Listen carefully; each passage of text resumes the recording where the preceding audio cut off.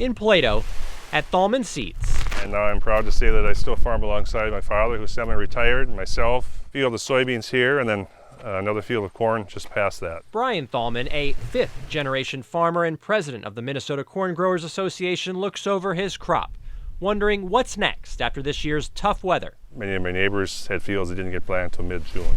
First tariffs, then weather.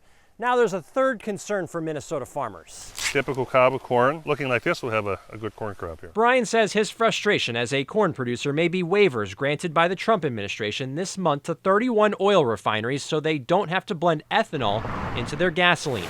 A big chunk of U.S. corn crop is turned into ethanol. One more negative the farmers have to face. Thalman says 100% of his corn crop is turned into ethanol. And when these exemptions are being granted, we're not using the gallons that the rule says we're supposed to be used in this country. The rule Brian mentions is the EPA Renewable Fuel Standard, requiring refineries to blend 15 billion gallons annually.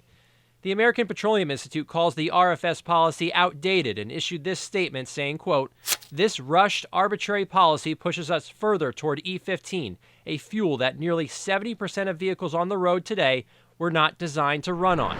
Back on Thalman's farm, frustration has now reached a boiling point. Harder and harder to keep that optimism that things are going to improve. In Plato, Alex Hagan, KARE 11 News.